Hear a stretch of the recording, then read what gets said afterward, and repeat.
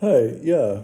I've seen a lot of discussion lately about the possibility of Canada nationalizing its oil industry, with the positive goal of increasing energy security.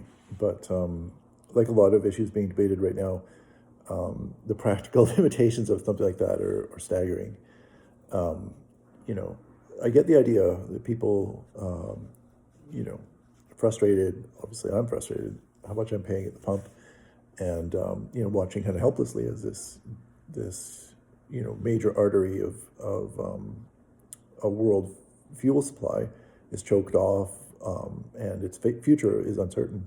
Totally get that, but the idea of nationalizing oil industry, you got to think, to do that, you need to buy out the companies currently operating in Canada, the oil companies operating in Canada. And it's estimated that their fair market value is around $550 billion. And you have to offer fair market value. Obviously, you're not going to take them by force.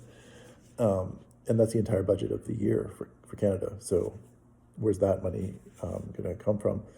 And then once you have these companies, you know, are you going to offer the fuel at a lower rate to Canadians? Are you going to subsidize it? Will that violate trade agreements with other countries? There's rules around about pricing and how that operates.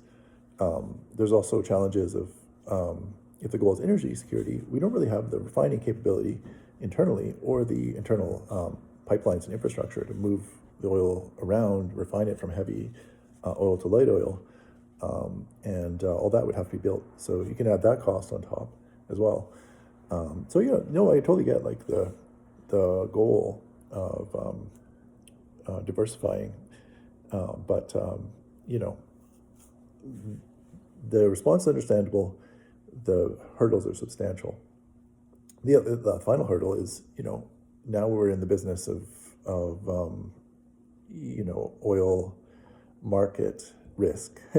So it's great when oil is expensive. It's not so great when oil isn't doing as well, and we're not covering our costs as a national enterprise. Oil is expensive now, but it may not be in the future. So it just adds a whole new risk profile to the government that I'm not sure if we want to take on. Anyway, some thoughts on that topic.